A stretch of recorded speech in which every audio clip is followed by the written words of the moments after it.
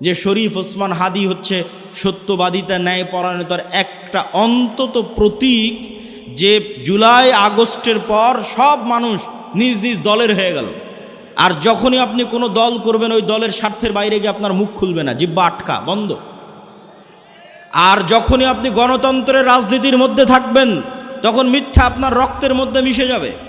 কেন গণতন্ত্রের রাজনীতি এত নিকৃষ্ট, এত জঘন্য, যেখানে এক দল তো আর এক দলের বিরুদ্ধে বলবে, একই আসনে মনোনয়ন প্রার্থী একজন আর একজনের নামে মিথ্যা বলবে। তাহলে ওই যে মিথ্যার কালচারের মধ্যে লিয়াজু, লবিং, আসন ভাগাভাগি, উমুককে নয় আমাকে দাও, এই পুরো কালচারটার মধ্যে ঢুকে আছে টাকার লেনদেন, 2 নাম্বারি, ধোকা, লবিং, লিয়াজু, এই পুরো কালচারটার মধ্যে ঢুকে আছে মিথ্যা, ধোকা, দুর্নীতি। তাহলে এই একটা কালচারের মধ্যে দিয়ে যে বড় হবে, এই এমপি, এই মন্ত্রী, এই মিনিস্টার যদি প্রাইম মিনিস্টারও হয়, আপনাদের কাছে সে নেতা হতে পারে, আল্লাহর গায়েবের মূলনীতি অনুযায়ী ও গোলামের ঘরের গোলাম। তাহলে যত এমপি এই মিথ্যা, এই দুর্নীতির সাথে জড়িত, সে যদি প্রাইম মিনিস্টারও হয়, সে নেতা না গোলাম? একটু জোরে বলেন, নেতা না গোলাম? গোলাম। এটাই আল্লাহর মূলনীতি। এই মূলনীতির উপরেই আল্লাহ সুবহানাহু ওয়া তাআলা পৃথিবী প্রতিষ্ঠিত করেছেন। নেতা কখন? যখন সত্যবাদিতা, ন্যায় পরায়ণতার উপর দাঁড়িয়ে আছে। তাহলে ওসমান হাদি একমাত্র ব্যক্তি ছিল যে দলের লেজুড় বৃত্তি না করে, দলের লিয়াজু লবিংয়ের মধ্যে না গিয়ে, আসন ভাগাভাগির মিথ্যা, দুর্গন্ধযুক্ত, নিকৃষ্ট কালচারের মধ্যে না গিয়ে, যেটা সত্য ওইটাই মানুষের মুখের উপর স্ট্রেট ফরওয়ার্ড বলে দিত। আর এই রকম একজন মেরুদণ্ডওয়ালা, যার মেরুদণ্ড আছে, যে স্ট্রেট ফরওয়ার্ড সত্য এবং ন্যায় বলতে পারে জ্ঞানের সাথে, বুদ্ধিমত্তার সাথে, এটাই নেতা, এটাই নেতা তৈরি হওয়ার রাস্তা। আর এই রকম একজন মেরুদণ্ডওয়ালা, সত্যবাদী, ন্যায়পরায়ণ নেতা ওই রকম লাখো দুর্নীতিগ্রস্ত নির্বাচিত এমপির চেয়ে পাওয়ারফুল। এবং ওই পাশ্চাত্যের আর আমাদের পাশের দাদাবাবুরা, তারা পর্যন্ত ভয় পায় এই রকম নেতাকে। কেন? ওই যে দুর্নীতির মধ্যে দিয়ে যে নেতা উঠে এসেছে, ওকে টাকা দিয়ে কিনে নেওয়া যাবে। ভারতও ওকে কালকে টাকা দিয়ে কিনে নিতে পারবে, আমেরিকাও ওকে কালকে টাকা দিয়ে কিনে নিতে পারবে। ওকে বলবে তোমার যত দুর্নীতি করার ইচ্ছা করো, টাকা পাচার করে নিয়ে আমার দেশে চলে আসো, আমি যা বলবো তাই শুনবা। তো ও যেহেতু এই দুর্নীতির প্র্যাকটিসের মধ্যেই বড় হয়েছে, তো কোনোদিন দেশের পক্ষে কাজ করবে না, অন্য দেশের গোলামি করবে, অন্য দেশের গোলামি করবে। তাহলে গোলামি থেকে বাঁচার জন্য একটা প্রজন্ম তৈরি করতে হবে আপনাদের, যে প্রজন্ম হবে সত্যবাদী, ন্যায়পরায়ণ, মিথ্যা এবং অন্যায়ের সংস্পর্শে যায়নি, মেরুদণ্ড বিক্রি করবে না টাকার কাছে। আপনি মাপবেন কেমনে যে আমি সত্যবাদী, ন্যায়পরায়ণ কিনা? আপনি নিজেকে জিজ্ঞেস করেন যে আপনি আপনার পিতার সম্পত্তিতে আপনার বোনকে ন্যায়ের সাথে সম্পদ দিয়েছেন কিনা? আপনার পিতা আপনার দাদার সম্পত্তিতে আপনার ফুফুকে ন্যায়ের সাথে সম্পদ দিয়েছে কিনা? যদি দেখেন হ্যাঁ, ন্যায়ের সাথে বন্টন হয়েছে, তাহলে আপনার মধ্যে নেতৃত্বের গুণ আছে, আল্লাহর দৃষ্টিতে আপনি নেতা হতে পারবেন। আরও বাকি গুণগুলো অর্জন করলে পূর্ণ নেতা হবেন, কিন্তু মোটামুটি এই গুণটা আছে। আর যদি দেখেন যে না, আপনি ন্যায়ের সাথে বন্টন করতে পারেননি, আপনি নিশ্চিত জেনে রাখেন, আপনি নিশ্চিত জেনে রাখেন, আজকে আপনি আপনার স্ত্রীর সাথে ন্যায় করতে পারেননি, আজকে আপনি আপনার বোনের সাথে ন্যায় করতে পারেননি, আজকে আপনি আপনার পিতা মাতার সাথে ন্যায় করতে পারেননি। ওয়াল্লাহি আল্লাহর কসম করে বলছি, ওয়াল্লাহি আল্লাহর কসম করে বলছি, যে তার বোন তার ফুফুর সাথে ন্যায় করতে পারেনি, এই ব্যক্তিও যদি নির্বাচিত হয়ে ক্ষমতায় আসে, সেও গত 16 বছরের চেয়ে বড় দুর্নীতিবাজ হবে। তাহলে নেতা তখনই তৈরি হবে যখন ন্যায় এবং সত্যবাদিতা তার রক্তের মধ্যে থাকবে। আর মিথ্যা গোলামির কালচার। ইব্রাহিম আলাইহিস সালাতু ওয়াস সালামের 2 সন্তান, এক সন্তানের নাম ইসহাক, আর এক সন্তানের নাম ইসমাইল। ইসহাককে রেখে দিলেন জেরুজালেমে, আর ইসমাইলকে রেখে দিলেন মক্কায়। ইসমাইল থেকে না মুহাম্মদ পর্যন্ত এই দীর্ঘ সময়ে এই বানু ইসরাইলের সাথে কি হচ্ছে দেখেন, শর্টকাট।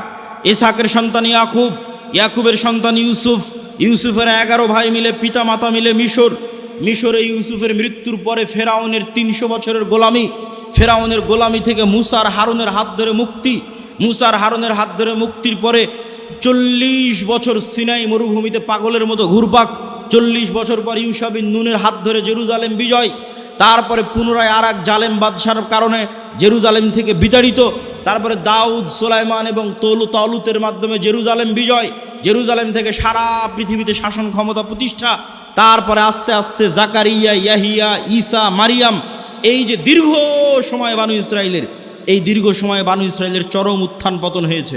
2-3 বার গোলামির জিঞ্জিরে আবদ্ধ হয়েছে। তার মধ্যে সবচেয়ে বড় গোলামি ছিল ফেরাউনের 300 বছর। এই গোলামির জিঞ্জিরে আবদ্ধ হওয়ার কারণে এরা নবীর সন্তান হওয়ার পরও, ইব্রাহিমের সন্তান হওয়ার পরও, ইসহাকের সন্তান হওয়ার পরও এরা মিথ্যা বলা, ধোকা দেওয়া, 2 নম্বরই রাস্তা শিখে নিয়েছিল।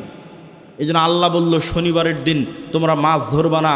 দাউদ কোরআন পড়ে, মাছেরা কোরআন শুনতে আসে, জাবুর শুনতে আসে। এরা করলো কি, শনিবারের দিন মাছগুলো আটকে রেখে দিল, রবিবারের দিন ধরলো। কি পরিমাণ ধোকাবাজ! অথচ এরা নবীর সন্তান, ইব্রাহিমের সন্তান, এই সিলসিলার সন্তান।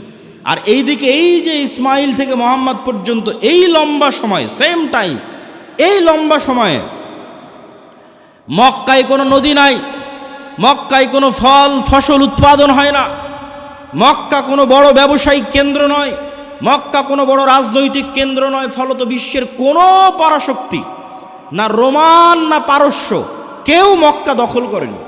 মক্কা দখল করে কেউ কোনোদিন ইসমাইলের সন্তানদের গোলাম বানায়নি।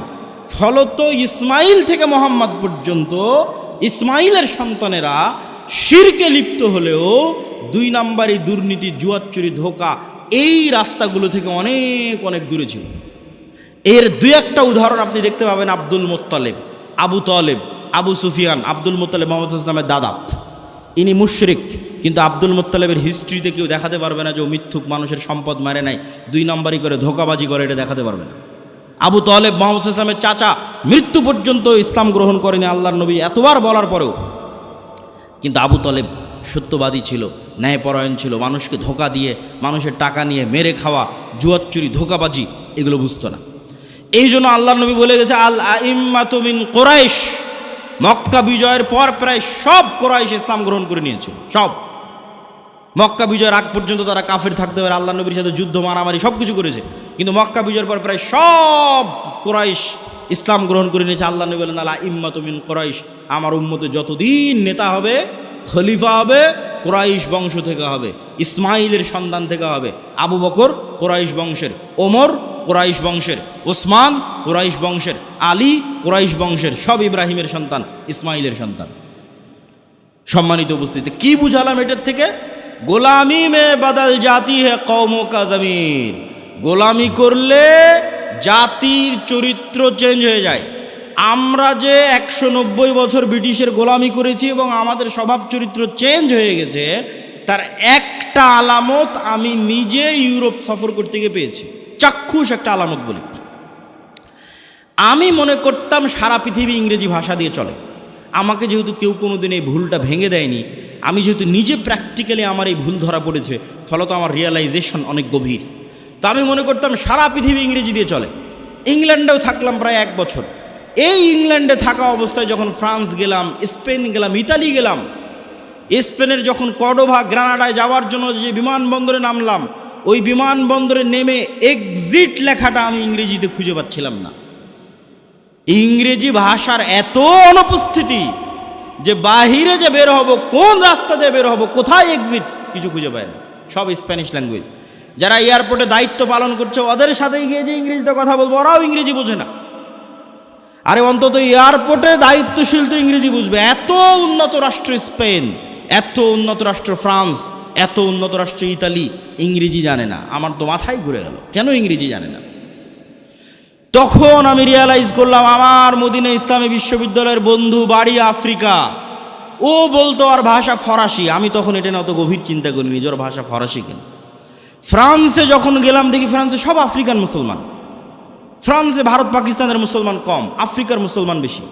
ইংল্যান্ডে আবার ভারত পাকিস্তানের মুসলমান বেশি, আফ্রিকার মুসলমান কম। তখন সব রহস্য ভেদ হয়ে গেল যে ওর ভাষা কেন ফরাসি আর আমার কাছে কেন ইংরেজির এত গুরুত্ব। জন্মগত কেমনে অটোমেটিক সবাই আমাদের দেশের মানুষ জানে যে ইংরেজি অনেক গুরুত্বপূর্ণ ভাষা, অথচ ইউরোপের অধিকাংশ দেশ ইংরেজির কোনো ভ্যালুই নাই, দামই নাই। ওরা এতটা অহংকারী, ফ্রান্স, ইতালি, স্পেন, জার্মান এতটা অহংকারী, ওরা ইংরেজি শিখবেই না। তাহলে আমি কেমনে জন্মগত মেনে বুঝে নিলাম যে ইংরেজি গুরুত্বপূর্ণ? এটাই 200 বছর যে আমরা ব্রিটিশের গোলামি করেছি, গোলামি মে বদল জাতি হে কওমকা জমির, আমরা নিজের অজান্তেই ওর গোলামির প্রভাব বহন করতেছি। আমি আব্দুল্লাহ নিজের অজান্তেই, আমার পূর্বপুরুষ 190 বছর ব্রিটিশের গোলাম ছিল, তার প্রভাব আমি আমার অজান্তে বহন করতেছি। আর আমার ওই বন্ধু যে আফ্রিকায় বাড়ি, ও ওর অজান্তে ইউরোপীয় উপনিবেশের গোলামির চিহ্ন বহন করতেছে। ঠিক এই যে আপনি দেখতেছেন মুসলমানরা মারামারি কাটাকাটি, এই যে গণতন্ত্রের কালচার টিকিয়ে রাখা আছে, যেন এখানে আর সুদের কালচার টিকিয়ে রাখা আছে, যেন একটা মুসলমান নেতা সত্যবাদী ন্যায়পরায়ণ বের হয়ে আসতে না পারে, সব যেন মিথ্যুক আর দুর্নীতিবাজ বের হয়। এই জন্যই গণতন্ত্র দিয়ে রাখা আছে, এই জন্যই সুদী ব্যবস্থা দিয়ে রাখা আছে। কেননা এই কালচারের মধ্যে থাকলেও মিথ্যুক দুর্নীতিবাজ হবে। আর 190 বছর ব্রিটিশের গোলামিতে ওটাই শিখেছে। কেননা গোলাম তো একটা রুটির জন্য মারামারি করে, গোলাম একটা রুটির জন্য আরেকজনকে হত্যা করে দিতে পারে। তাহলে এই যে গোলামির কালচার, এই গোলামির কালচার যতক্ষণ আপনি না ভাঙবেন, যেটা আমরা বহন করছি আমাদের অজান্তে ব্রিটিশদের গোলামির কারণে, যেমনটা বানু ইসরাইলরা ফেরাউনের গোলামি থেকে শিখেছিল, এই কালচার আমাদের ভাঙতে হবে। এই কালচার যতক্ষণ না ভাঙতে পারবেন, নেতা হতে পারবেন না।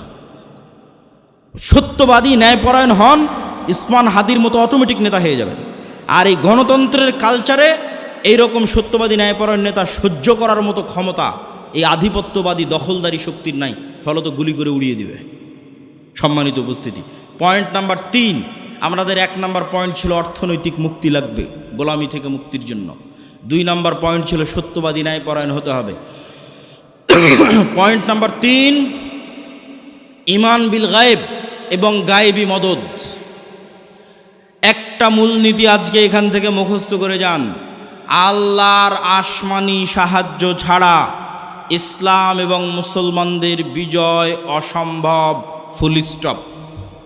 দুনিয়াবি শক্তি দিয়ে ইসলাম এবং মুসলমানদের বিজয় অতীতে কোনোদিন হয়নি, ভবিষ্যতে কোনোদিন হবে না, ফুল স্টপ। নবীদের হয়নি, আমার আপনার হবে না।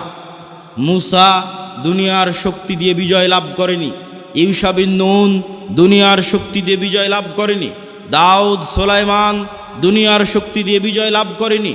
মুহাম্মদ সাল্লাল্লাহু আলাইহি সাল্লাম বদরে, উহুদে, খন্দকে, বদরে মক্কার কাফের মুশরিক 1000, মুহাম্মদ সাল্লাল্লাহু আলাইহি সাল্লাম 300, উহুদে মক্কার কাফের মুশরিক 2000, মুহাম্মদ সাল্লাল্লাহু আলাইহি সাল্লাম 700, খন্দকে মুহাম্মদ সাল্লাল্লাহু আলাইহি সাল্লাম 700 থেকে 1000। আর মক্কার কাফের মুশরিক শুধু নয়, সারা আরবের কাফের মুশরিক একত্রিত হয়েছে 10,000। খন্দকের যুদ্ধে কোনো দুনিয়াবী শক্তি নাই যা মুহাম্মদ সাল্লাল্লাহু আলাইহি সাল্লামকে জয় লাভ করাতে পারে। এত অসম যুদ্ধ পৃথিবীতে হয় না, কিন্তু এই প্রত্যেকটা যুদ্ধে মুহাম্মদ সাল্লাল্লাহু আলাইহি সাল্লাম জয় লাভ করেছে দুনিয়াবী শক্তিতে না কার সাহায্যে? আল্লাহর সাহায্যে। আর একটা যুদ্ধে সাহাবীরা মনে করেছিল যে আজকে আমরা দুনিয়ার শক্তি দিয়ে জিতবো, ওই যুদ্ধের নাম হুনাইন। মক্কা বিজয়ের পরে এই যুদ্ধ হয়েছিল। মক্কা বিজয় যখন সব মুসলমান হয়ে গেছে, 12,000 সাহাবী হুনাইনের যুদ্ধে। আল্লাহর নবী নিজে চোখে কোনোদিন দেখেইনি, তার পিছে 12,000 মানুষ দাঁড়িয়ে আছে। সাহাবীরা কোনোদিন দেখেনি 12,000-এর জামাত। 300 জন নিয়ে যুদ্ধ করেছে, 700 নিয়ে যুদ্ধ করেছে, 1000 নিয়ে যুদ্ধ করেছে, আজকে হুনাইনে 12,000। তখন সবার আল্লাহর উপর, মুহাম্মদ সাল্লাল্লাহু আলাইহি ওয়াসাল্লাম বাদ দিয়ে অধিকাংশ সাহাবীর আল্লাহর উপর ভরসা কমে নিজেদের উপর ভরসা চলে এসেছে। যে আজকে হাই কনফিডেন্স, মক্কা বিজয় করেছি আর এখন হুনাইনের যুদ্ধ আমাদের পরাজিত করে কে? আর হুনাইনের যুদ্ধ শুরু হওয়ার আধা ঘন্টা পার হয়নি, 1 ঘন্টা পার হয়নি, সব দৌড়ে দৌড়ে পালাচ্ছে। তাহলে নবীর জীবদ্দশায় দুনিয়ার শক্তিশালী হওয়ার পরেও বিজয় হচ্ছে না পরাজয় হচ্ছে? একটু জোরে বলেন তো, জয় হচ্ছে না পরাজয় হচ্ছে? নবীর জীবদ্দশায় দুনিয়ার শক্তিতে বিজয় হচ্ছে না। কার সাহায্য লাগে বিজয়ের জন্য? আল্লাহর সাহায্য লাগে। এই আল্লাহর সাহায্য পাওয়ার সিক্রেট যতদিন না জানবেন, আর এই সিক্রেট যতদিন বাস্তবে প্রয়োগ না করবেন, ততদিন দুনিয়ার রাস্তা দিয়ে আপনি যতই চেষ্টা করেন আপনার বিজয় হবে না। এটা নিশ্চিত জেনে রাখেন। আপনার ভরসা দুনিয়ার উপর দেখেই তো আপনি চেষ্টা করতেছেন যে হ্যাঁ, মন্দিরগুলো পাহারা দিয়ে যদি ভোট পাওয়া যায়। মন্দির পাহারা কেন? আপনি যদি প্রত্যেকটা হিন্দুকে একটা করে মন্দির বানিয়ে দেন, দিয়ে যদি মনে করেন দুনিয়ার শক্তি দিয়ে ইসলামকে বিজয় করবেন, আপনার ব্যক্তি স্বার্থ আদায় হতে পারে, দুনিয়ার শক্তি দিয়ে ইসলাম বিজয় হয় না, হয়নি, কিয়ামত পর্যন্ত হবে না। তাহলে ইসলাম বিজয় হবে কোনটা? যেটাতে আল্লাহর সাহায্য আসবে। আল্লাহর সাহায্য পাওয়ার শর্ত পূরণ করেন, ইসলাম বিজয় হবে। আর আল্লাহর শর্ত পাওয়ার সাহায্য পূরণ করবেন না, আল্লাহর ঠেকা পড়েছে, আপনাকে দিয়ে ইসলামকে বিজয় করতে হবে। আল্লাহ বলেছে ইউরিদুনা লিইউতফিউ নূরাল্লাহ ওয়াল্লাহু মুতিম্মু নূরিহি ওয়ালাউ কারিহাল কাফিরুন। ইসলাম আল্লাহর নূর, আর এই নূর সারা পৃথিবীতে বিজয়ী হবে, এটা আল্লাহর ওয়াদা। বলেন আল্লাহু আকবার। হুয়াল্লাযী আরসালা রাসূলাহু বিল হুদা ওয়া দীনিল হক লিইয়ুযহিরাহু আলাদ দীনি কুল্লি। আমি এই দিন মুহাম্মাদের উপর অবতীর্ণ করেছি, এই দিন সারা পৃথিবীতে বিজয়ী হবে। বলেন আল্লাহু আকবার। এটা আল্লাহর ওয়াদা। তো আল্লাহ ইসলামের বিজয়ের জন্য আমার আপনার মুখাপেক্ষী নয়, কিন্তু আমি আপনি যদি শর্ত পূরণ না করি বিজয় হবেন। শিক্ষা এবং জ্ঞানে এগিয়ে যেতে হবে। ঈমান বিল গায়েবের উপর বিস্তারিত আলোচনা বহু বক্তব্যে করেছি। আজকে যা আলোচনা করছি সব আল্লাহর পথে যাত্রা এই বইয়ের মধ্যে আছে। ঈমান বিল গায়েবের বিস্তারিত আলোচনা ওই আল্লাহর পথে যাত্রা বইয়ের মধ্যে আছে। প্রত্যেক মসজিদে, প্রত্যেক স্কুল, কলেজ, ইউনিভার্সিটিতে এই বইয়ের উপর পাঠচক্র হওয়া উচিত। 2 পৃষ্ঠা করে, 1 পৃষ্ঠা করে প্রত্যেক মসজিদে প্রতি সপ্তাহে অন্তত একদিন সবাই মিলে 2 পৃষ্ঠা পড়ে বোঝার চেষ্টা করবেন কি বলা আছে এই বইয়ের মধ্যে। এই বই থেকে আমাদের আল্লাহর পথে যাত্রা তথা আল্লাহর সাথে সম্পর্ক, ঈমান বিল গায়েবের যাত্রাটা শুরু হবে। 2 নাম্বার শর্ত কি পূরণ করতে হবে? সৎ আমল। দেখেন মুহাম্মদ সাল্লাল্লাহু আলাইহি ওয়াসাল্লাম বদরের যুদ্ধের দিন এত লম্বা সালাত, এত লম্বা দোয়া, এত লম্বা রাতের সালাত, যা আবু বকর রাদিয়াল্লাহু তাআলা আনহু পর্যন্ত ক্লান্ত হয়ে গেছে। আল্লাহর নবী, আপনি নবী, আপনার এত রাতের সালাতের প্রয়োজন? আল্লাহর নবী কেন রাতের সালাতে দাঁড়িয়ে আছে জানেন? আল্লাহর নবী আমার আপনার চেয়ে গায়েব বেশি জানে। আমার আপনার চেয়ে গায়েবের মূলনীতি ওনার জানা আছে। আল্লাহ ওনাকে ওহির মাধ্যমে জানিয়ে রেখেছে। সেটা কি? সেটা হচ্ছে তুমি বদরের যুদ্ধে তোমার শক্তি দিয়ে জিততে পারবে না। মুহাম্মদ, তোমার শক্তি দিয়ে বদরে বিজয় হবে না। বদরে বিজয় হবে কার সাহায্যে? আল্লাহর সাহায্যে। আর আল্লাহর সাহায্য পাওয়ার সিক্রেট হচ্ছে রাতের সালাত। তুমি আল্লাহর সাহায্য পেতে চাও, যত বড় নবী হও রাতের সালাতে দাঁড়াতে হবে। ফাতাহাজ্জাত বিহি নাফিলাতাল লাক আসা ইয়াবআসাকা রাব্বুকা মাকামাম মাহমুদা। তুমি সর্বশ্রেষ্ঠ নবী হওয়ার পরও আল্লাহর সাহায্য আসমান থেকে দুনিয়াতে আনার জন্য শ্রেষ্ঠতম নবী হওয়ার পরও তোমাকে রাতের সালাতে ঘন্টার পর ঘন্টা দাঁড়িয়ে থাকতে হবে। আর বাংলার মানুষেরা স্বপ্ন দেখে নামাজ 5 ওয়াক্ত সালাত আদায় না করেই খালি ভোট দিয়ে ইসলামকে বিজয় করে দিবে। অসম্ভব, এটা অসম্ভব, ইম্পসিবল। আপনাকে ন্যূনতম আল্লাহর সাহায্য পাওয়ার পূর্ব শর্ত পূরণ করতে হবে। সেই পূর্ব শর্তের 2 নম্বর হচ্ছে সৎ আমল। রাতের সালাত না পারেন 5 ওয়াক্ত সালাত ঠিক রাখতে হবে। আর রাতের সালাত আর সকাল সন্ধ্যের জিকির মোস্ট পাওয়ারফুল। সকাল সন্ধ্যের জিকির কেন পাওয়ারফুল? মুসা আলাইহিস সালাতু ওয়াস সালাম ফেরাউনের উপর বিজয় লাভ করবেন, অথচ মুসা আলাইহিস সালাম আমার এবং আপনার চেয়ে দুর্বল।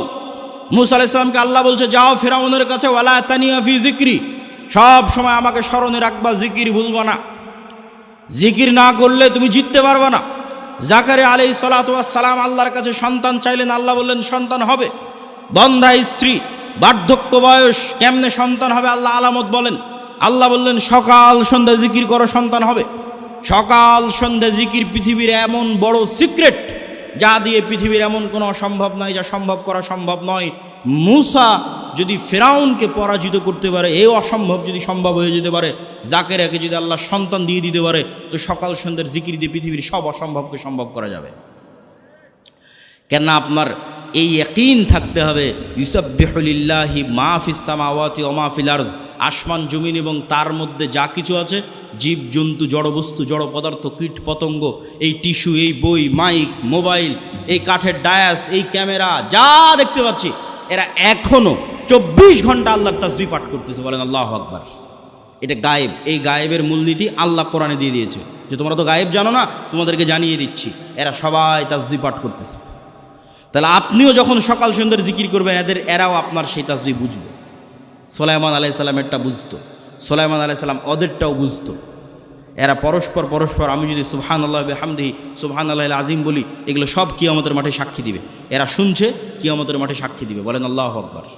মুয়াজ্জিনের আজান যত দূর পর্যন্ত যাবে, এই প্রত্যেকটা জীবজন্তু, কীট পতঙ্গ, জড়বস্তু, জড় পদার্থ এরা শুনে, এরা নিজেরা তাসবিহ পড়ে, এরা মানুষের তাসবিহ শুনে। মুয়াজ্জিনের আজান যত দূর পর্যন্ত যাবে, পৃথিবীর প্রত্যেকটা ধূলিকণা বালিকণা কিয়ামতের মাঠে ওই মুয়াজ্জিনের পক্ষে সাক্ষ্য দিবে। বলেন আল্লাহু আকবার। এই জন্য জিকির মোস্ট পাওয়ারফুল, সবচেয়ে পাওয়ারফুল। আল্লাহ আসমান জমিন সৃষ্টি করেছেন আওয়াজ দিয়ে, আল্লাহ আসমান জমিন ধ্বংস করবেন আওয়াজ দিয়ে। পৃথিবীর প্রত্যেক জীবজন্তু, জড়বস্তু, জড়পদার্থ সবসময় আওয়াজ বের করতেছে, আল্লাহর তাসবিহ পাঠে আওয়াজ বের করতেছে। সব ফেরেশতা সবসময় আল্লাহর তাসবিহ পাঠে আওয়াজ বের করতেছে। আওয়াজ সবচেয়ে মোস্ট পাওয়ারফুল। এই জন্য মুসলমানদের মোজেজা মুসা আলাইহিস সালাতু ওয়াস সালাম, মুহাম্মদ সাল্লাল্লাহু আলাইহি ওয়াসাল্লামের মোজেজা মুসা আলাইহিস সালামের লাঠির চেয়ে, ঈসা আলাইহিস সালামের মৃত্যুকে জীবিত করার চেয়ে বেশি পাওয়ারফুল। কেন? মুহাম্মদ সাল্লাল্লাহু আলাইহি ওয়াসাল্লামের মোজেজা কোরআন, সরাসরি আল্লাহর আওয়াজ। বলেন আল্লাহু আকবার। কোরআন পড়ে কে, বুঝে কে, জানে কে, শিখে কে? কোরআনের মধ্যেই মুসলমানদের মুক্তির রাস্তা আছে, গোলামি থেকে মুক্তির রাস্তা আছে।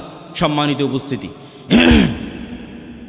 আমরা বক্তব্য দীর্ঘায়িত করব না, রাত গভীর করার পূর্বেই বক্তব্য শেষ করে দিব। তাহলে আমরা আমাদের পূর্ব শর্ত, যা গায়েবী মদদ পাবো, 1 নম্বর শর্ত ঈমান বিল গায়বি ইয়াকিন থাকতে হবে। 2 নম্বর শর্ত সৎ আমল থাকতে হবে। সৎ আমলের 2টা আমল খুব পাওয়ারফুল, একটা রাতের সালাত, একটা সকাল সন্ধ্যের জিকির। সব অসম্ভবকে সম্ভব করা সম্ভব এই 2টা দিয়ে। 3 নম্বর হচ্ছে শিক্ষা এবং জ্ঞান। আল্লাহ পৃথিবী যেই মূলনীতির উপর তৈরি করেছে, এই মূলনীতি আল্লাহ ভাঙে না, খুব কম সময় ভাঙে। আগুনের মধ্যে যদি সবচেয়ে বড় পরহেজগার মানুষকে নিক্ষেপ করা হয়, আগুন জ্বালিয়ে দিবে। এভাবে আগুনকে ডেভেলপ করা আছে। ইব্রাহিমের ক্ষেত্রে আল্লাহ রুল ব্রেক করেছে, সবার ক্ষেত্রে করবে না। ওই যে সূরা বুরুজের দেখেন, পুরো একটা জাতিকে আগুনে নিক্ষেপ করে দেওয়া হয়েছে, সবাইকে আগুন পুড়িয়ে দিয়েছে। সূরা বুরুজের ঘটনা, পুরো একটা জাতিকে ইমানের কারণে আগুনে নিক্ষেপ করা হয়েছে, সবাই আগুনে জ্বলে গেছে, পুড়ে গেছে, কিন্তু ইমান ত্যাগ করেনি। তাহলে এই যে মূলনীতির উপর আল্লাহ পৃথিবী সাজিয়েছে, এটা আল্লাহ সাধারণত ভাঙে না। আপনি মোবাইল যে ফাংশন ব্যবহার করবেন, ওই ফাংশন ইহুদিও ব্যবহার করলে একই সার্ভিস পাবে, মুসলমান ব্যবহার করলে একই সার্ভিস পাবে। তাহলে পৃথিবীর ফাংশন হচ্ছে, পৃথিবীকে এইভাবে ফাংশন করা আছে যে জ্ঞান অর্জন করবে ও নেতা হবে, যে জ্ঞান অর্জন করবে ও কী হবে? নেতা হওয়ার শর্ত কি বলেন তো, একটু জোরে বলেন তো, কি অর্জন করা?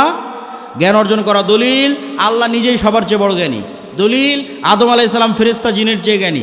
দলিল, আল্লাহ তালুতকে নেতা বানিয়েছে শুধু জ্ঞানের কারণে। আর কত অসংখ্য দলিল নেবেন, তার হিসাব নাই। আজকে ইহুদি এবং খ্রিস্টানেরা পড়াশোনা, জ্ঞান, গরিমা, গবেষণা নিয়ে ব্যস্ত, আর মুসলমানের সন্তানেরা জুয়া, ফেসবুক, টুইটার, টিকটক, বিড়ি, সিগারেট, নেশা, IPL, বিশ্বকাপ, ফুটবল, গণতন্ত্রের রাজনীতি, চাঁদাবাজি, যত সময় নষ্টের রাস্তা আছে, এই সময় নষ্টের রাস্তায় ব্যস্ত। আপনি বলেন নেতাকে আর গোলামকে? ঢাকা বিশ্ববিদ্যালয়ে বড় স্ক্রিন লাগিয়ে যারা খেলা দেখে সময় নষ্ট করতেছে, ওরা গোলাম? না অক্সফোর্ড ক্যামব্রিজে যারা পড়াশোনা জ্ঞান অর্জন করছে, ওরা গোলাম? এই মূলনীতি আল্লাহ সুবহানাহু ওয়া তাআলা ভাঙবেন না যতক্ষণ না আপনি চেষ্টা না করেন। হ্যাঁ, আপনি যদি চেষ্টা করেন যে হ্যাঁ আমি জ্ঞানী হব, এই জ্ঞানী হওয়ার পাশাপাশি আগের যদি সব শর্ত পূরণ থাকে, যা যা বলেছি, আপনার যদি সৎ আমল থাকে, আপনি যদি সত্যবাদিতা, ন্যায়পরায়ণতার উপর অটল থাকেন, বিক্রি না হন, আপনার যদি ঈমান বিল গায়বি ইয়াকিন থাকে, তাহলে এরকম যদি 500টা উসমান হাদি তৈরি হয়ে যায়, এরকম যদি 500 যুবক তৈরি হয়ে যায়, তাহলে শুধু বাংলাদেশের ক্ষমতা নয়, সারা পৃথিবীর ক্ষমতা অর্জন করতে পারবেন। বলেন আল্লাহু আকবার। কোরআনের মধ্যে শুধু বাংলাদেশের ক্ষমতা অর্জনের রাস্তা দেওয়া নাই, সারা পৃথিবীর ক্ষমতা অর্জনের রাস্তা দেওয়া আছে। আল্লাহ সুবহানাহু ওয়া তাআলা আমাদেরকে কবুল করুক। বলেন আল্লাহুম্মা আমিন। আমরা যেন আমাদের একটা প্রজন্মকে এই আদর্শগুলোর উপর গড়ে তুলতে পারি। এই জন্যই তো আমরা মক্তব করছি, এই জন্যই তো মাসিক আল ইতিসাম আপনাদের নিতে বলছি, এই জন্যই তো আমাদের মক্তবের সিলেবাস আমার লেখা, যাতে আপনাদের সন্তানদের ব্রেনের মধ্যে আমরা এই জিনিসগুলো ঢুকিয়ে দিতে পারি। আমি জানি না কেন এখনও আপনারা মক্তবের ট্রেনিংয়ের জন্য আপনাদের শিক্ষকদের পাঠান না। যাতায়াত খরচ লাগে না, বই পুস্তকের খরচ লাগে না, থাকা খাওয়ার খরচ লাগে না, তারপরেও আপনি মক্তবের ট্রেনিংয়ে নাই, শুধু প্রোগ্রাম নেওয়ার সময় আছেন। এই সিস্টেম পরিবর্তন করতে হবে। মক্তবি মূল, শতভাগ মুসলমানের সন্তানকে কোরআন ও দ্বীন শিখাতে হবে। কোথায় শিখাবো? জামিয়া সালাফিয়ায়? সম্ভব নয়। জামিয়া সালাফিয়া বা মাদ্রাসায় সারা বাংলাদেশের 2% ছেলে মেয়ে পড়ে। শতভাগ মুসলমানের সন্তানকে কোরআন ও দ্বীন শিখাতে চাইলে মসজিদেই যেতে হবে, মক্তবে যেতে হবে। এই জন্য আমি কড়া করে বলেছি যে মসজিদের ইসি বিক্রি করে তোমরা মক্তব চালাও। এই জন্য বলেছি ওই কমিটিকে পদত্যাগ করাও যে মসজিদে মক্তব চালাতে পারে না, আর টাইলস খুলে নিয়ে গিয়ে মক্তবে শিক্ষকের বেতন দাও।